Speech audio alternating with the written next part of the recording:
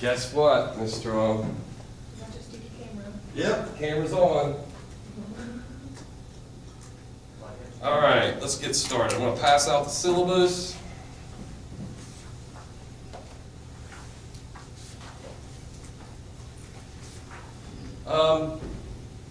Check out the dates, first of all.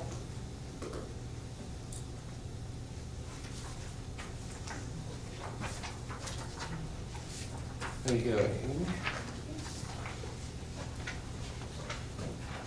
You're welcome, April. So check out the dates. We're here today. The next one will be the 29th in the computer lab, main building. The library folks will be there with us. They'll go over EBSCOhost, how to get off-campus access to the databases through the library, so you can sit at home and employ the databases through our library. The next one after that, February 26th, is in the computer lab, State and Computer Lab, and it's an APA mini seminar. And I knew Megan, I said it, no matter what time I start, she'll come in right after that. Prove me right. I was trying to be on time. So,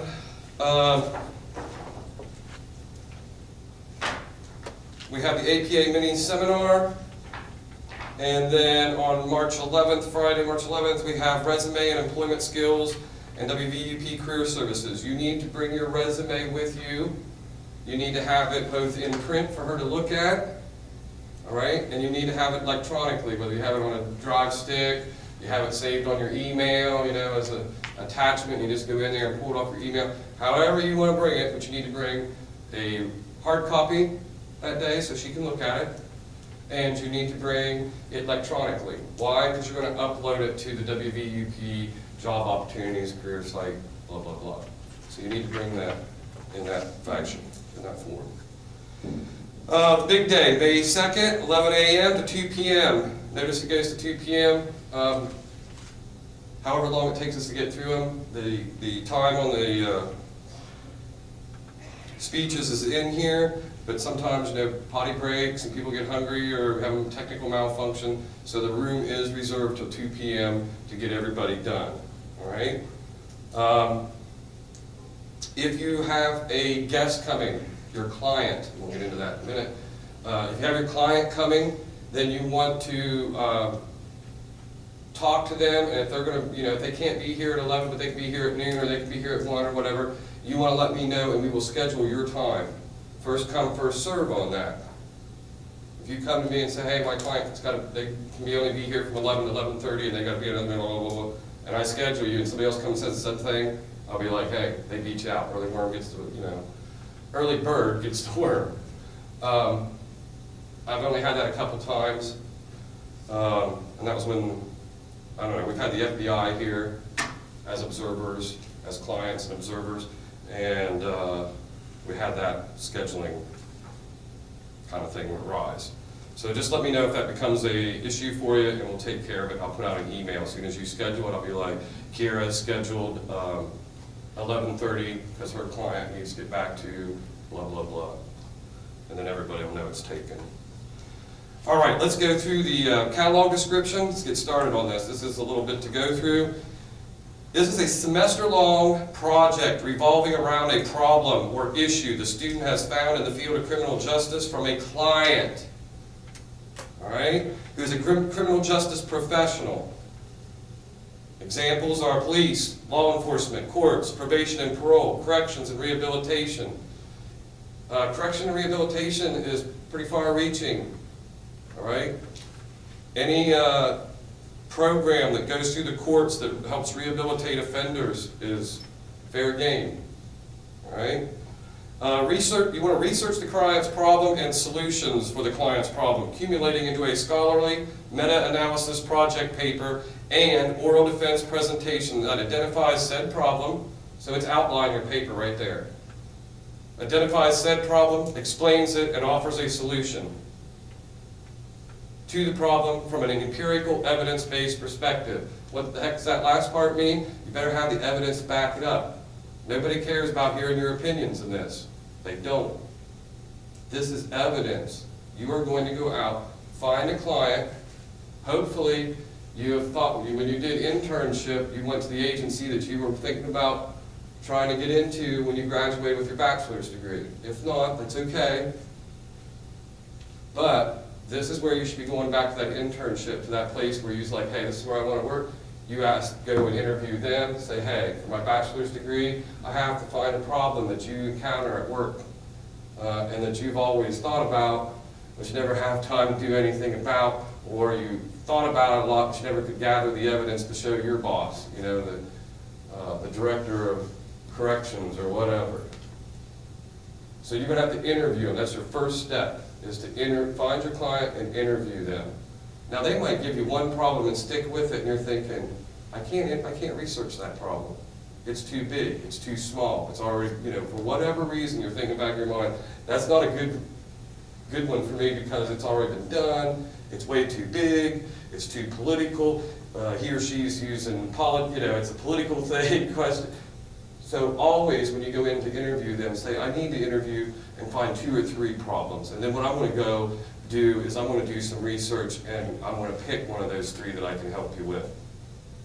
Because you got to remind them it's your project, you know, you're trying to do some research for them, but it's your project. You can't get stuck in a boondoggle where you can't find any research on it, the problem is not researchable.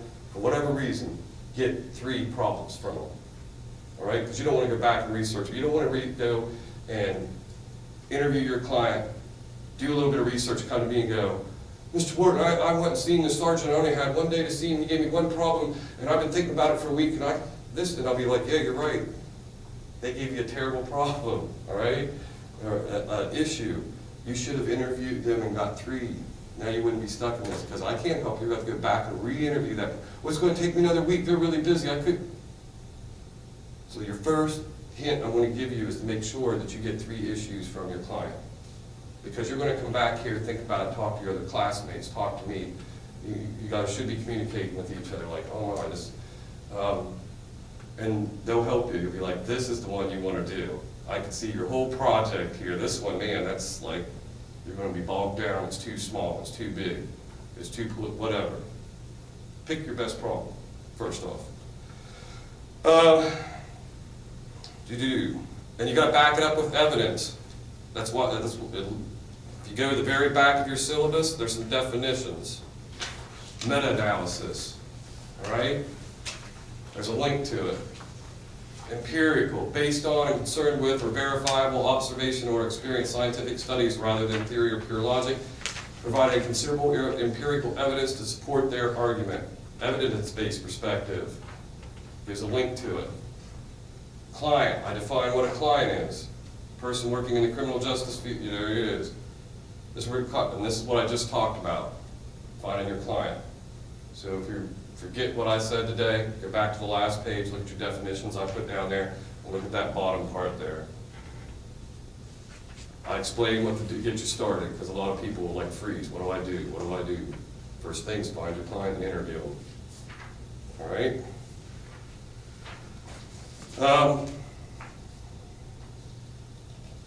That's the first part of page 1. If you go down to the bottom, and you notice it says, research, plan, and produce a major project, make a public presentation in the WVUP theater to the campus community, general public, and most importantly, to the student's client, offering solutions developed from the student's evidence-based research.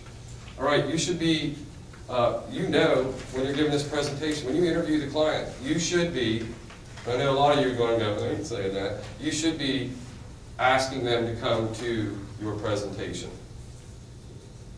Hey, it's May 2nd at 11:02. Is there a certain time you can be there? Blah, blah, blah. You should ask your client to come. If you're proud of your work, all right? Don't worry about your public speaking skills. They'll be okay. Your client's going to realize that. But if I was wanting a job there and I did a pretty good, I'd want them to come.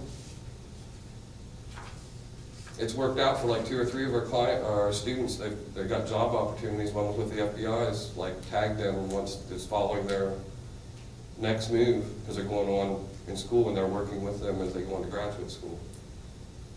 Just because they come here and watch their presentation. And that was their client, was an FBI agent. Make it what you want. All right? It was at the theater. I usually have these in the theater. We had the fire, everybody knows, so I had to schedule it over here. I'm probably just going to leave it scheduled. I don't know. I may schedule it back in the theater, put more pressure on you, but for now, it'll be here unless I change it. And if I would, it would be over there, same date and time. All right?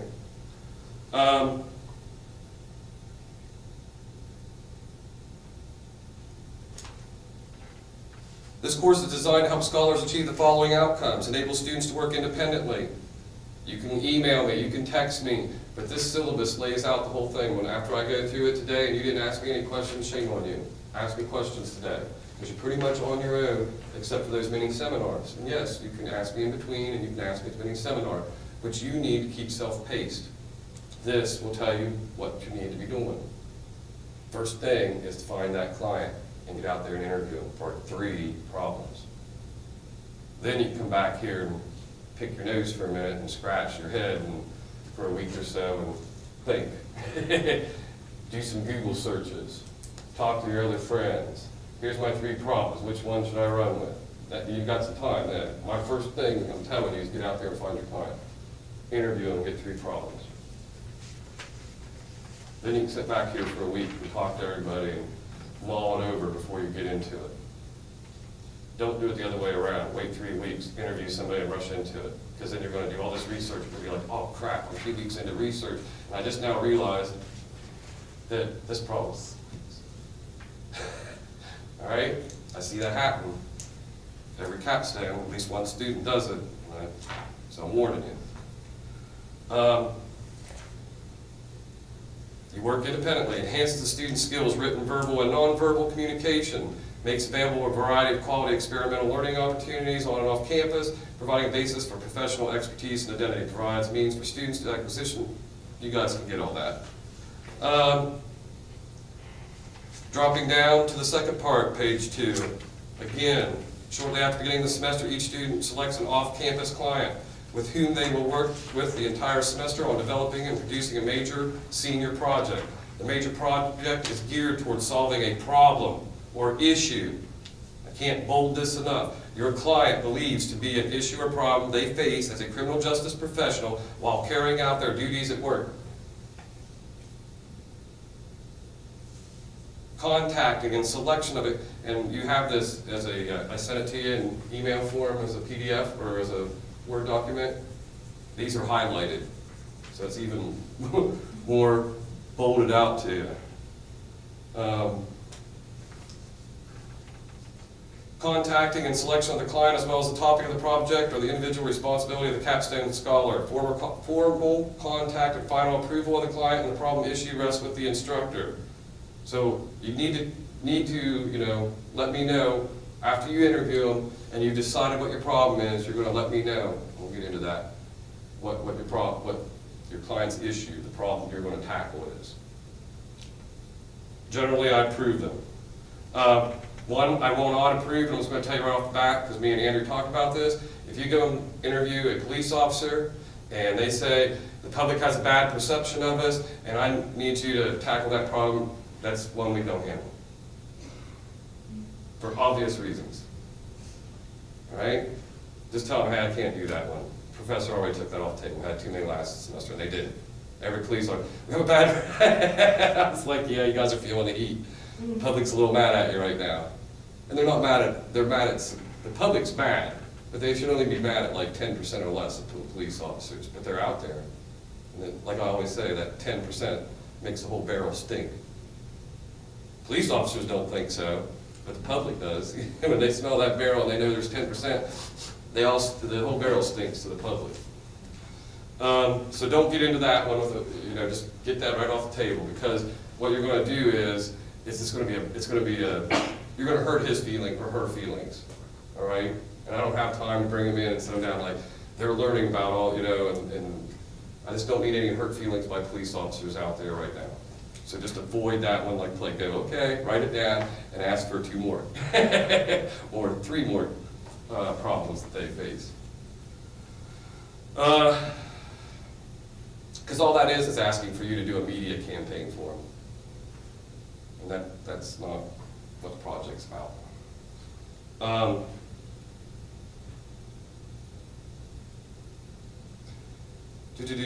Project becomes the focus of the course for each individual Capstone scholar and provides the basic framework for a rather significant empirical literature search to be done, i.e. a meta-analysis. I hope that you go and click on that link. Basically, a meta-analysis is you look up everything that has something to do with your problem. Then you start throwing out things after you do your initial search that don't come from good sources. You did a Google search. Well, one of them's Rolling Stone. Maybe it's a good article, check it out. You know, maybe somebody wrote it that was, you know, really famous in criminal justice, you don't know. But you should always check and start throwing out ones that are no good. All right? Journals, scholarly articles always come before. Experiments, true experiments, always are ahead of those as far as their weight as evidence. All right? But a newspaper article, a commentary on your subject doesn't really carry any weight. Because I can go find six articles across the United States say the exact opposite of what your article says. Because it's somebody's opinion, right? So just remember, when you're researching, try to find evidence that's empirically based. First, best thing you can find is experiments, all right? True experiments, then quasi-experiments, then other types of subjective research, then knowledgeable people, experts' opinions in the field, then newspaper articles way down at the bottom. See what I'm saying? All right. Having developed an evidence-based research foundation for your project, the production process begins. You're just like, the production process? Yep. The senior Capstone course demands that the student demonstrate a high level of communication competence, especially in reading and writing. The formal scholarly evidence-based meta-analysis project paper submitted digitally only 1 week prior to final week with the project at the end of the semester consists of 6 sections or chapters in addition to cover page. You have an abstract, which can be on your cover page. Table of contents, reference and appendices. You're like, well, what do I need? If you go and interview your client, I suggest you write down your questions before you go. And I suggest that you leave spaces and that you take notes when you go in and interview them. Then you type those up and you print them out and you attach them to your 10-page meta-analysis, and that's an appendix. That's your interview that you did with your client. You interview them twice, do it twice. You interview somebody else. I suggest you do that and you attach it. That looks good. All right? Type it up though. Now maybe you want to go and already have it typed up when you go to interview them, you sit there with your laptop, maybe you're good like that. What I would do is I'd have it typed up, I'd print it out, scribble my notes, as soon as I leave there I go out, go home, whatever, sit down and type it back into my document from the printout I did. Anyway, that way you're documenting your interview with the client. Now, if you want to use your iPhone and tape record it and all that, that's good. But I'll tell you what, it's so much easier to take notes when you're there than to go back and listen to that recording and you're like, you know, it's just not the same. It's just not the same.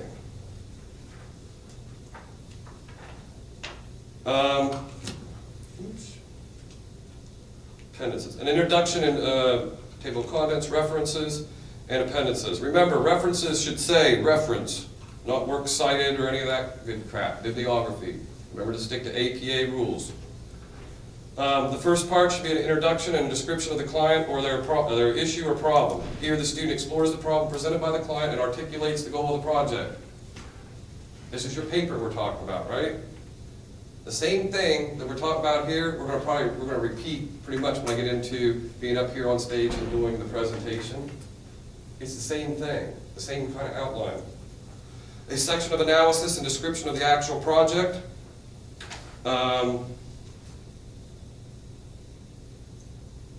Based on the review of literature, the focus is on pre-planning of the project. Then you want to rewrite of the midterm literature search, your meta-analysis, perhaps addressing deficiencies in the research in addition to material to fill in the gaps for new directions in the basically what you did. Yada, yada, yada, yada. Weakness, okay. 4, this chapter provides documentations on how and why the project being produced. Specific attention is paid to the concept, descriptions made of and the focus of the project.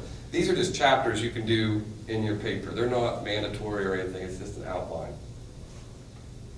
And it ends with the appendix. So 1 through 6 there, that is just how your paper should kind of look. You don't have to, it can be a little different. All right, it's just an outline I put in there. Drop down to the meta-analysis where I have it all bolded. That's the good juicy part. You gotta remember it's in a public forum during finals week. It says theater, this is our theater this semester. Students and faculty will be invited. I always invite them. They sometimes show up, sometimes don't.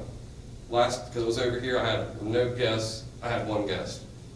And the time before that, I had like 5 guests over at the theater. So, usually, Chad Crumbaker is my other evaluator, because we have score sheets that are back here, we'll go over them in a minute. And he'll score and I'll score, but it could be Andrew, it could be any faculty. It doesn't even have to be CJ or legal studies. If I can find any faculty to help me, I do. So 2 people score your presentation. Students are required to present, it's 10 minutes minimum, with a maximum of 3 additional minutes for a total of 15 minutes. When I get 20 students, it gets to take a while. So with only 8, I don't go crazy about it, but you should have practiced your speech. Especially if you have a PowerPoint, if you put it on presentation display, it has a little timer there. I would practice that speech in front of the mirror at home in my underwear and have it down to the T. Then I would practice it with all my clothes on in front of my family. All right? And when they quit harassing you and say, you're stupid, and they say, that's pretty good, then you know you're ready. Right? I'm telling you. You can read through that, but yes, you need a PowerPoint. The equipment's here, you see me have it hooked up. If you want to come up here and look at it before you leave, I suggest you probably won't be back over here to May 2nd. Or the day, 2 or 3, 4 days beforehand, come over here and check out the equipment, but you're going to ask to be let in by the secretary out there. But I wouldn't come here the day of and not know, like, I don't know, how's it hook up? How do I get my drive in there? Where's drive? Don't do that to yourself, because it'll freak you out and put you on a bad plane for the rest. Trust me, all right? As my 3rd year teaching, the first day in here, I couldn't get in my equipment. I about freaked out on the classroom and IT when they come up and felt stupid afterwards. So don't do that to yourself.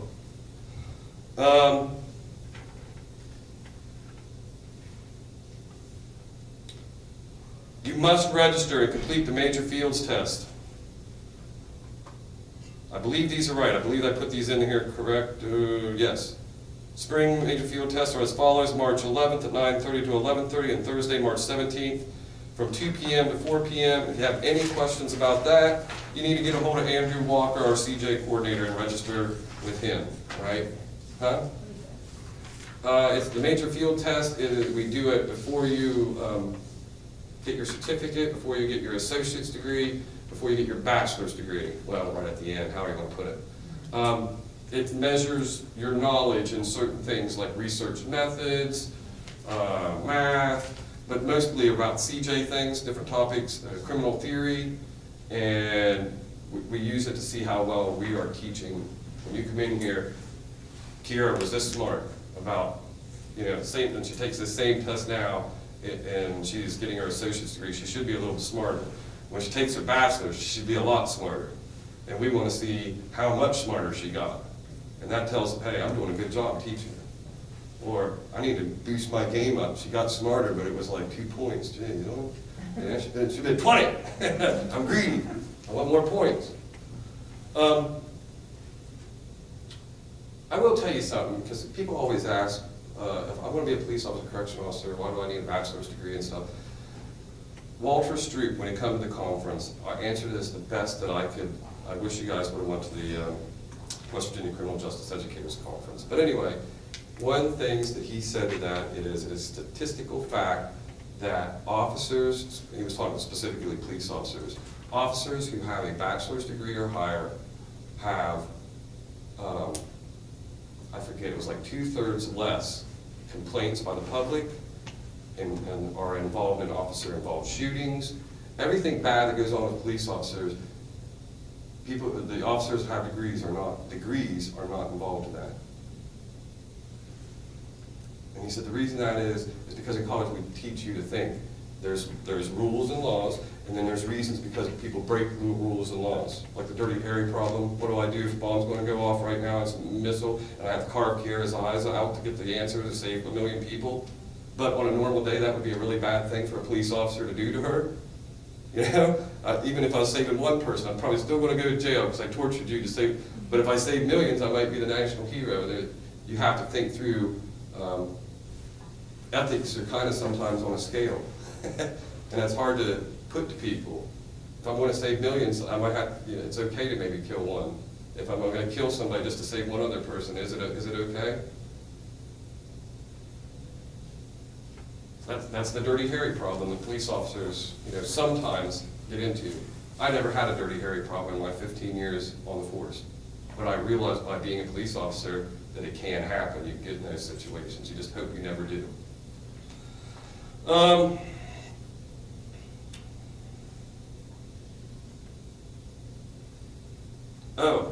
So we get down here. Each student, based on their course background and experience in and out of the classroom, will prepare themselves a comprehensive digital portfolio. Students hate this for some reason. I don't know why. I want a resume from you. You should be improving that resume. Before you bring it to the session that we have on resumes, do your best to have that thing updated and looking like what you think it should go out to your next employer. And I guarantee you, I'm going to tell you it looks like crap. Or somebody is, and we're going to make you improve it some more. I bet you. That's the way resumes go. So bring your best resume that you can muster up to that meeting. Even if you have to go to an English professor, your favorite English professor, be like, here's my resume, and Rex being picky, and I'm having a nervous breakdown, I got all this other stuff. Would you like proofread it and tell me what I'm doing wrong? And I would send it to him digitally in Microsoft Word, because we can do so much Word much more when I get that in Word, and I can do review function, and I can show you what you did, and you can go in there and make changes, because I really don't want to redo your resume. That's not, you know, the professor ain't going to do that for you. But if you say, hey, can I send it to you digitally, and would you use Microsoft review function and point out to me what I need to change in my resume, I bet you they'll be like, oh, give me a hug, you're the like only 6th student ever. Right? I'm serious, because we love that when you ask those things and that. Anyway, so I would make sure that I redo that resume, all right, and bring your best one forward. Then we're going to hopefully tear it up a little bit more, and you're going to redo it again, because we're getting you ready. So when you go out, you're done. This is your last month. You go out there, you'd be like, hey, my English professor like cut on it, Rhett cut on it, the career services person gave their cut on it. I think I got a pretty damn good resume now. Everybody's got their on my work, okay? And that's what you want. That's called proofreading, right? Digital portfolio. Like I said, everybody hates this one. You should like this one.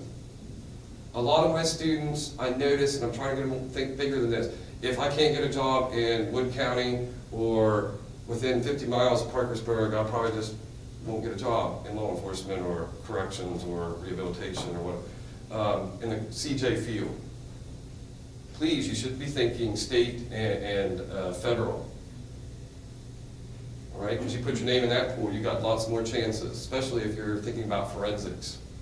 If you're thinking forensics and you're like, I'm not going to leave Parkersburg, you might as well pack up your bags and stay at home. All right? But that digital portfolio, yes, maybe a lot of agencies around here don't like it, but I'm telling you, if you send that to them, you're going to get, you know, somebody at that agency is going to be like, everybody send me a standard resume, a cover letter. Hey, this slick person, Kara, she sent me a digital portfolio. Man, she's been doing all this stuff, got all these awards. That's pretty cool. You will stand out. Now at the federal and state level, especially at the federal level, digital portfolio is part of the game. You didn't send one? It's like you're in the trash can. Everybody else, you know. So it's just a matter of where you're applying. But the digital portfolio is a good thing. Anything that you think that is worth something, that says something about you, a certificate, an award, Eagle Scout, community service, All A's, President's Award, whatever it may be, you should have been keeping that stuff